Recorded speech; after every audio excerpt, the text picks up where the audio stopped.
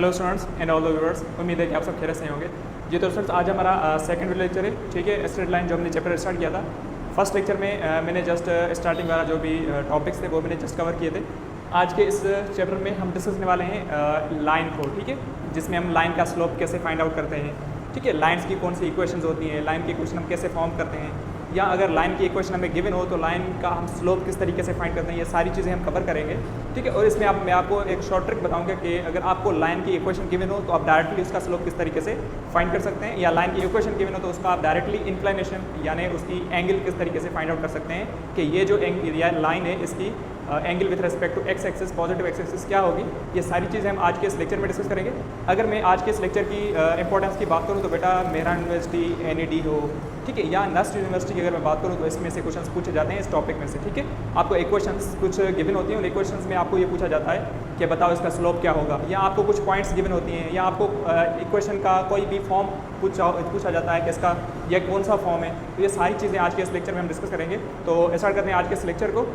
तो बेटा देखें, सबसे पहले हम बात करते हैं इंक्लाइनेशन ऑफ अ लाइन, ठीक है। तो सबसे पहले हम थोड़ा सा लाइन को डिस्कस करते हैं। तो बेटा जब भी हमारे पास कोई ऐसी इक्वेशन हो जिसकी हाईएस्ट डिग्री 1 हो, मतलब ऐसी इक्वेशन जिसकी हाईएस्ट डिग्री 1 हो तो उसे हम कहते हैं लीनियर इक्वेशन। तो हमेशा लीनियर इक्वेशन जो है उसका हम जब ग्राफ ड्रॉ करते हैं तो ग्राफ जब ड्रॉ होता है तो वो ग्राफ हमेशा लाइन को रिप्रेजेंट करता है, ठीक है। तो लीनियर इक्वेशन का ग्राफ हमेशा लाइन को रिप्रेजेंट करता है। तो ग्राफ का लेक्चर मैं आप लोगों के साथ शेयर करूँगा कि ग्राफ आप किस तरीके से फाइंड आउट करते हैं।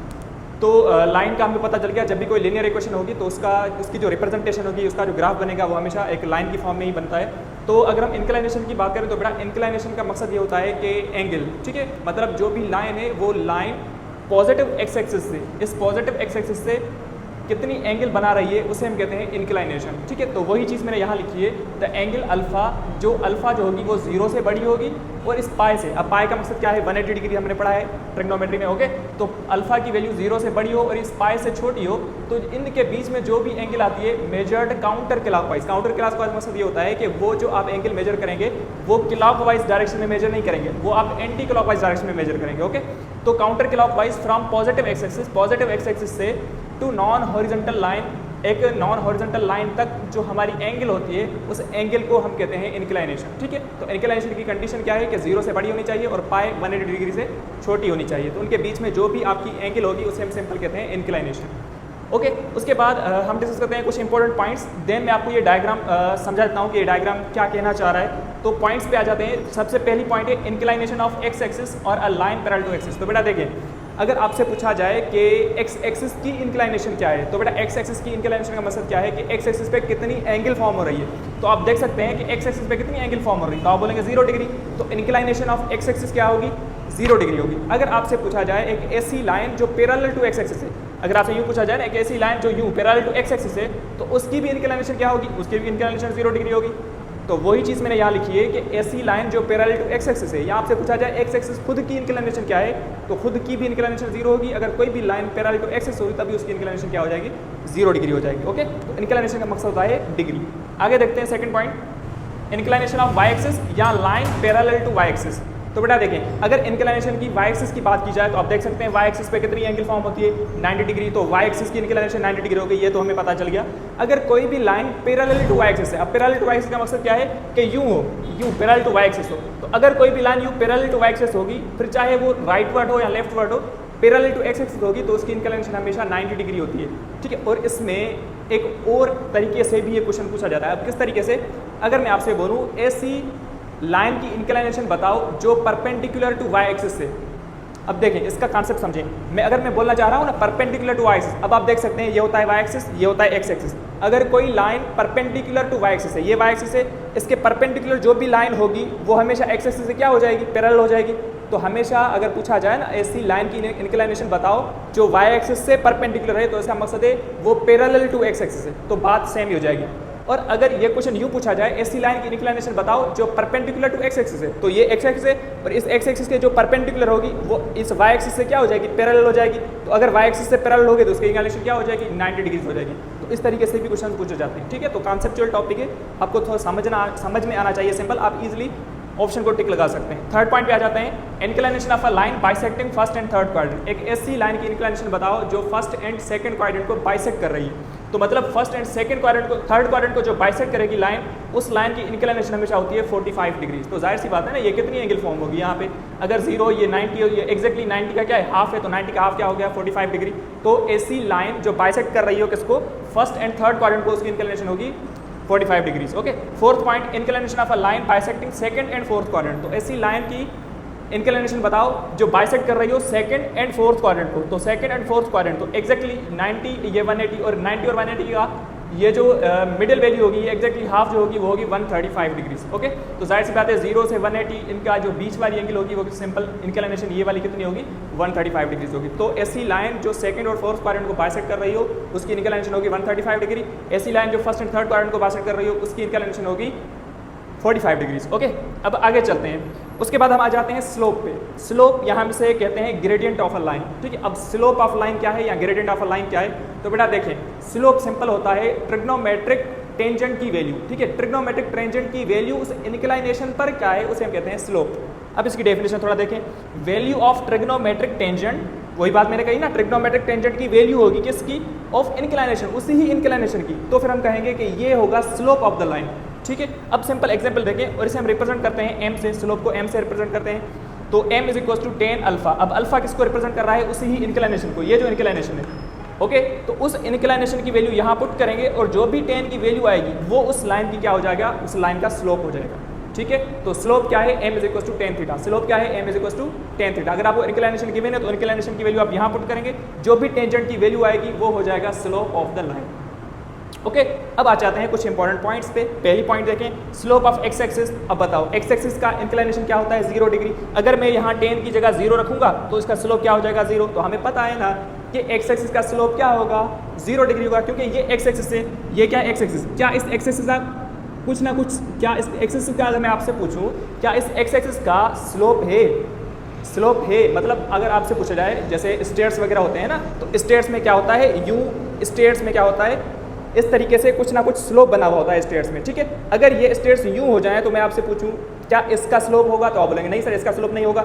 अगर इसे मैं थोड़ा सा इंक्लिनेशन पर रखूंगा, थोड़ा सा यहाँ इंक्लिनेशन पर रखूंगा तो इसका स्लोप बनेगा। अगर इसे थोड़ा और इंक्लाइन करूंगा तो फिर और स्लोप बनेगा। ठीक है, तो ये होता है स्लोप, सिंपल। ओके, तो एक्स एक्सिस का स्लोप क्या होगा 0 डिग्री। अगर आपसे पूछा जाए ऐसी लाइन जो पैरेलल टू एक्स एक्सिस है उसका स्लोप बताओ, तो पैरेलल टू एक्स एक्सिस होगा तो उसका भी इंक्लिनेशन 0 डिग्री होगी, तो 0 डिग्री आप पुट करेंगे तो अगेन स्लोप क्या हो जाएगा 0 हो जाएगा। ठीक है, उम्मीद है कि ये पॉइंट आपको समझ में आ चुकी होगी। नेक्स्ट पॉइंट डिस्कस करते हैं, स्लोप ऑफ वाई एक्सिस। अब बताओ इंक्लिनेशन ऑफ वाई एक्सिस क्या है 90 डिग्री। अगर मैं यहाँ 90 डिग्री पुट करूंगा तो टेंजेंट 90 डिग्री, ट्रिग्नोमेट्री में हमने पढ़ा है टेंजेंट 90 डिग्री इनफाइनाइट होता है, तो इसका मकसद स्लोप ऑफ वाई एक्सिस क्या होगा इनफाइनाइट। अगर अब देखें मैं डायग्राम आपको बताना चाह रहा हूँ। अब देखें अगर पैरेलल टू एक्स एक्सिस है तो इसका स्लोप कुछ भी नहीं है 0 है। अगर इसे आप थोड़ा सा इंक्लाइन करेंगे तो स्लोप होगा, इसे और इंक्लाइन करेंगे और स्लोप होगा, इसे और इंक्लाइन करेंगे और स्लोप होगा। अगर ये एक्जैक्टली यू वाई एक्सिस बन गया, यू वाई एक्सिस बन गया तो फिर इसका स्लोप जो होगा यानी इसका स्लोप जो होगा ये पूरा मैक्सिमम हो गया ना, इनफाइनाइट हो गया ना। तो वही चीज़ मैंने रखी है कि अगर वाई एक्सिस का स्लोप पूछा जाए तो उसका वाई एक्सिस का स्लोप क्या हो जाएगा इनफाइनाइट हो जाएगा। ठीक है, तो ऐसी लाइन जो पैरेलल टू वाई एक्सिस हो तो भी उसका स्लोप क्या होगा इनफाइनाइट होगा। ओके, उसके बाद थर्ड पॉइंट है slope of bisecting line first and third quadrant. तो first and third quadrant line जो बाइसेक्ट करेगी उसका स्लोप क्या होगा, तो अगेन देखेंगे इसकी इंक्लिनेशन क्या है 45 डिग्री, तो यहाँ 45 रखेंगे तो स्लोप 1 हो जाएगा। तो ऐसी लाइन जो बाइसेक्ट कर रही हो फर्स्ट एंड थर्ड क्वाड्रेंट हो उसका स्लोप क्या होगा 1 होगा। ओके, उसके बाद आ जाते हैं fourth point, slope of bisecting line second and fourth quadrant. तो सेकंड एंड फोर्थ क्वाड्रेंट जो लाइन बाइसेक्ट करेगी उसका स्लोप, तो आप देखेंगे सेकंड एंड फोर्थ की इंक्लिनेशन क्या है 135, तो यहाँ 135 रखेंगे और टेंजेंट 135 की वैल्यू होती है -1, तो इसका स्लोप होगा -1। तो इस तरीके से आप इसे सोल्व करते हैं। ठीक है, अब आ जाते हैं एक इंपॉर्टेंट टॉपिक पे, वो है इक्वेशंस ऑफ अ लाइन।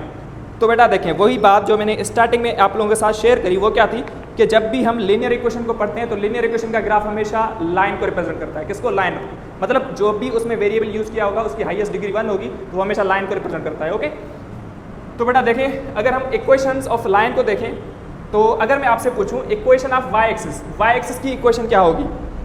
ठीक है, तो हमेशा याद करिएगा वाई एक्सिस की इक्वेशन होती है x = 0, मतलब पूरी वाई एक्सिस पर x 0 हो जाता है, पूरी वाई एक्सिस पर x क्या होता है 0 होता है। ठीक है, तो अब वाई एक्सिस की इक्वेशन होगी x = 0। अगर आपसे पूछा जाए x एक्सिस की इक्वेशन क्या होगी तो आप बोलेंगे y = 0।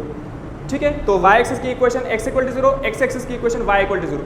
उसके बाद सेकंड पॉइंट है line parallel to y axis. ऐसी लाइन जो पैरेलल टू y एक्सिस है उसकी इक्वेशन बताओ।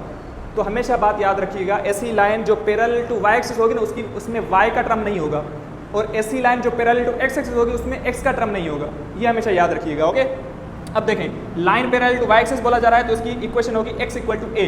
अब यहाँ पे a कुछ भी हो सकता है, अगर आपसे बोला जाए x इक्वल टू 2 तो आप बोलेंगे सर ये पैरेलल टू वाई एक्सिस है। अगर आपसे बोला जाए x इक्वल टू 4 तो भी पैरेलल टू वाई एक्सिस, अगर x इक्वल टू 1/2 तो भी पैरेलल टू वाई एक्सिस। तो मतलब x इक्वल टू a जो भी इक्वेशन होगी, a कोई भी नंबर हो सकता है, x इक्वल टू a हमेशा जो इक्वेशन होगी हमेशा line parallel to Y axis को ही रिप्रेजेंट करेगी। उसके बाद इक्वेशन ऑफ x एक्सिस जो मैंने आपको अभी बताई y इक्वल टू 0। अगर आपसे पूछा जाए line parallel to x axis, ठीक है, x एक्सिस के लाइन जो पैरेलल है उसकी इक्वेशन बताओ तो उसकी इक्वेशन होगी y इक्वल टू a। इसकी इक्वेशन थी x इक्वल टू a, इसकी इक्वेशन होगी y इक्वल टू। वही बात जो मैंने शेयर करी कि ऐसी लाइन जो पैरेलल टू x एक्सिस होगी उसमें y की टर्म नहीं होगी, ऐसी लाइन जो पैरेलल टू y एक्सिस होगी उसमें x की टर्म नहीं होती। अब ये पैरेलल टू x एक्सिस है तो उसमें x की टर्म नहीं होगी, तो वही बात y इक्वल टू a। अब a कुछ भी हो सकता है, अगर a 2 हुआ तो y इक्वल टू 2 हो जाएगा तो भी पैरेलल टू x एक्सिस होगी। अगर y इक्वल टू 10 हुआ तो भी पैरेलल टू x एक्सिस, अगर y इक्वल टू -4 हुआ तो भी पैरेलल टू x एक्सिस होगी, सिंपल। ओके, उसके बाद पॉइंट देखें, equation of a line parallel to the x axis passing through the point. अब देखें, अब ये कह रहा है कि उस लाइन की इक्वेशन बताओ जो इस पॉइंट से पास हो रही है और पैरेलल टू x एक्सिस है। तो अब देखें मैंने आपको क्या बताया, अगर पैरेलल टू x एक्सिस है उसमें y की टर्म नहीं होगी तो आप क्या लिखेंगे, आप लिखेंगे y इक्वल टू अब इस पॉइंट में देखें, हमें पढ़ा है ना, पॉइंट में हमने पढ़ा है ये होता है x, ये होता है y, तो यहाँ पे y किसके बराबर हो गया 6 के, तो एग्जैक्टली ये होगा y इक्वल टू 6। और ये ऐसी इक्वेशन है जो पैरेलल टू किसके है, y एक्सिस। अब इसे आप x से भी लिख सकते हैं, y माइनस 6 इक्वल टू 0। इस 6 को इस साइड शिफ्ट करेंगे तो y माइनस 6, इस तरीके से भी इक्वेशन आ सकती है। तो ये जो इक्वेशन है ये equation parallel to x axis. तो पॉइंट से अगर आपको पॉइंट गिवन हो तो पॉइंट से भी आप फाइंड आउट कर सकते हैं कि पैरेलल टू x एक्सिस होगी या पैरेलल टू y एक्सिस होगी। अगर आपसे यही पूछा जाता पैरेलल टू y एक्सिस तो आप क्या करते, तो आप करते x इक्वल टू 3 कर देते। तो ये जो इक्वेशन होगी ये equation parallel to y axis होगी। तो इस तरीके से आप फाइंड आउट करते हैं, ठीक है। पॉइंट से आप इक्वेशन निकाल सकते हैं, फिर चाहे वो पैरेलल टू x एक्सिस हो या पैरेलल टू y एक्सिस हो। आगे चलते हैं। उसके बाद थर्ड जो है पॉइंट वो है पॉइंट स्लो फॉर्म। तो बेटा point slow form is very very important, ठीक है। कभी कभी आपको ये डायरेक्टली एमसीक्यूज में इसका फॉर्मूला भी गिवन होता है और आपसे पूछा जाता है कि पॉइंट स्लोप का फॉर्म कौन सा होगा, तो आपको उसी तरीके से भी याद होना चाहिए। अब ये हम यूज़ कब करते हैं, यूज़ करते हैं when point and slope are given. जब आपको पॉइंट और स्लोप गिवन हो तो आप इजीली उस लाइन की इक्वेशन बना सकते हैं। जब आपको स्लोप और पॉइंट गिवन हो, ओके, तो उसकी लाइन की जो इक्वेशन होगी वो होगी y minus y1 equal to m x minus x1। m किसको रिप्रेजेंट कर रहा है, स्लोप को, x1 y1 किसको रिप्रेजेंट कर रहे हैं, उस पॉइंट को। अगर आपको पॉइंट और स्लोप गिवन होगी तो आप इक्वेशन फॉर्म कर सकते हैं by using point slope form. अब देखें example, equation of a line passing through the point 2,4, point आपको गिवन है with slope m equal to 1। अब आपको स्लोप भी गिवन है, पॉइंट गिवन है, आप इजीली फाइंड कर सकते हैं। इक्वेशन क्या लिखेंगे, y माइनस y1, तो देखें y1 4 है तो y minus y1 equal to m। अब m आपको क्या गिवन है 1, तो m की जगह मैंने क्या रखा 1, x माइनस x1 2 है, तो इसे आप जब सोल्व करेंगे तो y माइनस 4, 1 को मल्टीप्लाई करें x माइनस 2 होगा। अब देखें बेटा इस x को इस साइड लेकर जाए तो माइनस x हो जाएगा, नहीं हो जाएगा, बिल्कुल। अब इस माइनस 2 को जब आप इस साइड लेकर जाएंगे तो देखें, जब आप माइनस 2 को इस साइड लेकर जाएंगे तो ये होगा -4 + 2, तो इसका आंसर होगा -2। तो वही चीज़ मैंने यहाँ लिखी है -2, ठीक है। और इक्वल टू में क्या हो जाएगा 0 हो जाएगा। तो ये ऐसी इक्वेशन है जो मतलब ये क्वेश्चन है जो इस पॉइंट से पास हो रही है और इसका स्लोप क्या है 1 है, ओके। तो इस तरीके से आप इसे सॉल्व करते हैं। उसके बाद है 2 पॉइंट फॉर्म, ये भी इंपॉर्टेंट है। अब ये हम यूज़ कब करते हैं, ठीक है। मैंने आपको क्या बोला कि ये जो फॉर्म्स होते हैं ना, ये कभी कभी डायरेक्टली आपको एमसीक्यूज में गिवन होते हैं। चाहे एनईटी में अगर आप केस दे रहे हो ना, तो ये आपको डायरेक्टली कभी कभी ऐसा होता है कि आपको ये स्लोप यानी फॉर्म दे देते हैं और आपसे पूछते हैं कि बताओ ये कौन सा फॉर्म है, तो आपको उसी तरीके से ये भी याद होना चाहिए, ओके। अब 2 पॉइंट फॉर्म क्या है कि व्हेन 2 पॉइंट्स आर गिवन, अगर आपको 2 पॉइंट्स गिवन हो, उन 2 पॉइंट्स को यूज करके आप इक्वेशन लाइन की बना सकते हैं। किस तरीके से, उसका फॉर्मूला होता है y minus y1 divide by y2 minus y1, x minus x1 divide by x2 minus x1। ये फॉर्मूला भी इंपॉर्टेंट है एमसीक्यूज के हवाले से, दोबारा मैं रिपीट कर रहा हूँ, फॉर्मूला भी इंपॉर्टेंट है, याद करिएगा। अब आप यूज कैसे करते हैं, एग्जांपल देखें। Equation of a line passing 2,3 and 1,4, एक पॉइंट ये है 2,3, दूसरी पॉइंट है 1,4। इसे आप लेंगे x1, इसे आप लेंगे y1, इसे x2, इसे लेंगे y2। तो इसे जब आप सॉल्व करेंगे तो y माइनस y1 क्या है 3, तो y माइनस y1 3 हो गया। और y2 माइनस y1, अब y2 है 4 माइनस y1 तो ये 3 होगा। x माइनस x1 2 और x2 माइनस x2 क्या है 1 माइनस x1 क्या है 2 और ये होगा y माइनस 3, तो लिखा y माइनस 3, 4 माइनस 3 1 हो जाएगा। x माइनस 2 सेम लिखा 1 माइनस 2, ये -1 होगा। जब आप क्रॉस मल्टीप्लाई करेंगे तो ये -1 यहाँ शिफ्ट हो जाएगा और ये 1 यहाँ शिफ्ट हो जाएगा। और इस -1 को जब आप मल्टीप्लाई करेंगे तो ये माइनस y और माइनस माइनस प्लस 3 हो जाएगा। इस 1 को ऐसे मल्टीप्लाई करेंगे तो ये x होगा और ये -2 एज इट आ जाएगा। और जब आप इसे सॉल्व करें तो इस y को जब आप इस साइड लेकर जाएँ, इसका सॉल्यूशन आप थोड़ा देख लें। मैंने इसे किससे सॉल्व किया है, ओके, थोड़ा देखें। अब देखें मैंने क्या किया है, इस x को यहीं रहने दें, ओके। इस y को जब आप उस साइड शिफ्ट करेंगे तो ये प्लस का y हो जाएगा। और इस माइनस साइन को -2 को यहीं रहने दें और इस +3 को जब आप उस साइड लेकर जाएंगे तो ये -3 होगा इक्वल टू 0 होगा और ये होगा x प्लस y और -2 माइनस ये होगा -5 इक्वल टू 0। तो इस तरीके से मैंने सॉल्व किया है। ओके, तो जब आपको 2 पॉइंट्स गिवन हो तो 2 पॉइंट्स को यूज़ करके आप इक्वेशन ऑफ लाइन बना सकते हैं। अगर आपको स्लोप ऑफ पॉइंट गिवन हो तब भी आप इक्वेशन बना सकते हैं। आगे चलते हैं। अब यहाँ पे आपको कोई भी पॉइंट गिवन होगी 2, 3, 1, 4। एक मैं आपको एग्जाम्पल देता हूँ। अगर इक्वेशन पास कर रही हो 3, 5 एंड 4, 6, 3, 5, 4, 6 इन 2 पॉइंट से अगर पास हो रही है तो उसकी इक्वेशन आप खुद बनाएं कि इसका आंसर क्या आना चाहिए। उसके बाद स्लोप इंटरसेप्ट फॉर्म, ये भी मोस्ट इंपॉर्टेंट है। अगर मैं इनकी बात करूं इन फॉर्म्स की तो ये फॉर्म जो है ना स्लोप इंटरसेप्ट फॉर्म, ये मोस्ट इंपॉर्टेंट है। अगर आप आगे भी पढ़ेंगे किसी भी इंजीनियरिंग फील्ड में जब आप जाएंगे आगे तो कैलकुलस में आप ये स्लोप इंटरसेप्ट फॉर्म बहुत ज़्यादा यूज़ करेंगे। वहाँ पे आपको इक्वेशन गिवन होंगी, उन इक्वेशन का आप डायरेक्टली स्लोप किस तरीके से फाइंड करते हैं। अगर मैं एमसीक्यूज़ की बात करूँ तो ये जो फॉर्म है ना स्लोप इंटरसेप्ट फॉर्म, ये हम ज़्यादा यूज़ करते हैं एमसीक्यूज़ को सॉल्व करने के लिए। ओके, अब इसमें क्या है, स्लोप इंटरसेप्ट फॉर्म को हम ग्रेडियंट फॉर्म भी के नाम से भी जानते हैं। ग्रेडियंट फॉर्म हो या स्लोप इंटरसेप्ट फॉर्म हो, बात सेम ही है। अब इसमें क्या होता है कि इसका जो फॉर्म होता है ना, ये फॉर्म भी इंपॉर्टेंट है। ठीक है, वो क्या है, y = mx+c। याद करिएगा, y = mx+c slope intercept form, y = mx+c is a gradient form. याद करें। ओके, एमसीक्यू के हवाले से यहाँ पे ये c जो होता है ना, ये c रिप्रेजेंट करता है y इंटरसेप्ट को। मतलब ये जो लाइन है, ये लाइन y इंटरसेप्ट को कहाँ कट कर रही है, ठीक है, कहाँ से पास हो रही है, उसे हम कहते हैं y इंटरसेप्ट। ठीक है, अब देखें बेटा, ये जो इक्वेशन है ये हम ज़्यादातर यूज़ करते हैं डायरेक्टली स्लोप फाइंड आउट करने को। जब आपको कोई भी डायरेक्टली इक्वेशन गिवन हो ना, आपसे पूछा जाए इसका स्लोप बताओ, तो हम डायरेक्टली क्या करते हैं, उस इक्वेशन को इस फॉर्म में लेकर आते हैं और इस फॉर्म में लेकर आने के बाद हमें पता है कि m किसको रिप्रेजेंट करता है, स्लोप को। तो m की जो भी वैल्यू होगी उसे हम डायरेक्टली लिख देंगे, इसका स्लोप ये होगा। ठीक है, अब एग्जाम्पल अब करते हैं तो हमें पता लग जाएगा। अब देखें, इक्वेशन हुज स्लोप इज 1, ऐसी इक्वेशन जिसका स्लोप 1 है एंड y इंटरसेप्ट -2 है, तो उसकी इक्वेशन बनाओ। तो आप क्या करेंगे, आप लिखेंगे y = m की जगह 1 लिखें क्योंकि m स्लोप पे स्लोप 1 है और y इंटरसेप्ट इसका -2 है तो इसको c की जगह -2 लिखें। तो इसका होगा y = 1 × x होगा और इसकी इक्वेशन हो जाएगी y = x - 2। मतलब आपको क्या होगा, एक स्लोप गिवन होगा, एक y इंटरसेप्ट गिवन होगा, उसे आप यूज़ करेंगे, इक्वेशन फॉर्म करेंगे। ठीक है, यहाँ तक बात खत्म नहीं हुई। बात खत्म तब होगी जब आपको ये यूज़ करना आना चाहिए।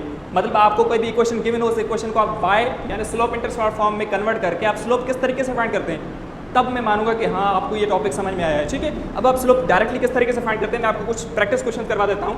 क्वेश्चन नंबर 1 है, equation of a line parallel to x axis 6 units below. ऐसी इक्वेशन बताओ जो पैरेलल टू x एक्सिस है। तो आप क्या करें, पैरेलल टू x एक्सिस होगी, याद करें पैरेलल टू x एक्सिस होगी, उसमें y की टर्म नहीं होगी, सॉरी x की टर्म नहीं होगी। पैरेलल टू x एक्सिस होगी तो उसमें x की टर्म नहीं होगी। अगर पैरेलल टू y एक्सिस होगी तो उसमें y की टर्म नहीं होगी। तो आप डायरेक्टली उस ऑप्शन को देखेंगे, अब डायरेक्टली उस ऑप्शन को देखेंगे जहां पर x नहीं होगा। तो आप देखें, आप लिखेंगे y = a। अब a आपको गिवन है ना, अब 6 आपको गिवन है लेकिन 6 बेलो है। अगर बेलो है तो उसका मकसद क्या है कि वो नेगेटिव वैल्यू होगी। तो उसके लिए मैंने a की जगह क्या लिखा, -6। आपको यहाँ पर भी ये भी एमसीक्यूज़ में गिवन होगा, या कभी कभी ऐसा भी होता है इस -6 को यहाँ शिफ्ट करके इसको +6 करके भी लिखा हुआ होता है। तो इस तरीके से भी आप इसे लिख सकते हैं। ठीक है, अगर यहाँ पे होता है equation of a line parallel to y axis 6 units left, अगर होता 6 unit left parallel to y axis, parallel to x axis है लेकिन 6 यूनिट लेफ्ट है, तो आप क्या करते हैं फिर, अगर हमें पता है ना, हमें क्या पता है कि ये होता है x एक्सिस पॉजिटिव में लेते हैं, यहाँ x हम नेगेटिव लेते हैं, यहाँ y पॉजिटिव लेते हैं, यहाँ y नेगेटिव लेते हैं। अगर डाउन कोई भी वैल्यू होगी तो वो नेगेटिव होगी, अगर अप कोई भी वैल्यू होगी वो पॉजिटिव होगी, अगर राइट कोई वैल्यू होगी वो भी पॉजिटिव होगी, अगर लेफ्ट कोई वैल्यू हम लेंगे वो भी हम क्या करते हैं, नेगेटिव वैल्यू लेते हैं। तो इस तरीके से हम ये वैल्यूज लेते हैं। ओके, अब नेक्स्ट क्वेश्चन देखें। नेक्स्ट क्वेश्चन है, equation of a line passing through the point, इस पॉइंट से पास कर रही है और पैरेलल टू y एक्सिस है। क्या है, पैरेलल टू y एक्सिस है। तो मैंने आपको क्या बताया, जब भी पॉइंट पास कर रही हो, किसी भी लाइन जो पास कर रही हो किसी भी पॉइंट से, लेकिन अगर पैरेलल टू y एक्सिस है तो आप क्या लिखेंगे, x = 2। यहाँ पे जो भी x की वैल्यू होगी तो x = 2। जब आप इस 2 को इस साइड शिफ्ट करेंगे तो यहाँ हो जाएगा x - 2। तो x - 2 = 0। ये जो पॉइंट है ना, ये पॉइंट रिप्रेजेंट करती है किसको, ये पॉइंट रिप्रेजेंट करती है पैरेलल टू y एक्सिस को।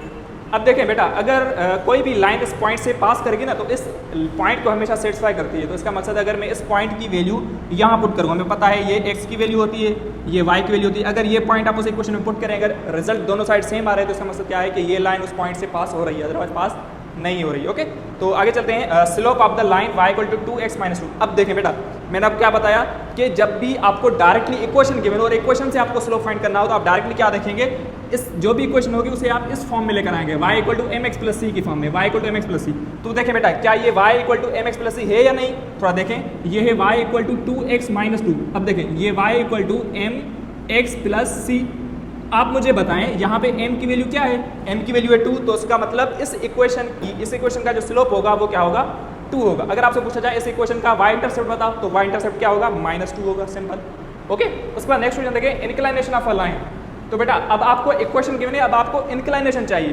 तो सबसे पहले क्या करें, जब आपको इक्वेशन गिवन हो और आपसे इंक्लिनेशन पूछा जाए, मतलब आपको एंगल पूछी जाए, तो पहले आप स्लोप फाइंड करने की कोशिश करें। तो देखें इक्वेशन क्या है, 2y equal to 2x minus 1। तो पहले आप इसको स्लोप इंटरसेप्ट फॉर्म में लेकर आएँ, तो इस 2 को डिवाइड करवा दें। जैसे 2 को डिवाइड करवाएंगे तो यहाँ भी 2 डिवाइड हो जाएगा, यहाँ भी 2 डिवाइड हो जाएगा, और ये 2 में कैंसिल हो जाएगा, तो y equal to 1x minus 1/2 हो जाएगा। तो आप थोड़ा नोट करें, क्या ये y इक्वल टू, मैं बिल्यू से इसे हाईलाइट कर रहा हूँ, क्या ये y equal to M X plus C है या नहीं, जल्दी जल्दी बताओ।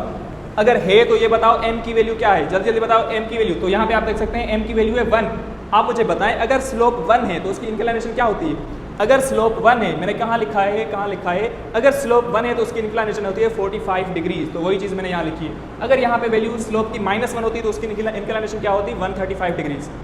समझ में आ रही है बात। ओके, उसके बाद 2 पॉइंट्स हैं, मोस्ट इंपॉर्टेंट पॉइंट्स हैं, इन्हें हम आगे भी एक लेक्चर में डिस्कस करेंगे। ओके, अब क्या है 2 लाइन्स। तो बेटा देखें, अगर 2 लाइन्स पैरेलल हैं तो उनका स्लोप हमेशा क्या हो जाता है, बराबर हो जाता है। अगर आपसे पूछा जाए ना, अगर 2 लाइन्स यूँ पैरेलल हैं तो इनका स्लोप हमेशा क्या होगा, स्लोप हमेशा बराबर होगा। अगर एक का स्लोप 2 है तो दूसरों का स्लोप भी 2 ही होगा।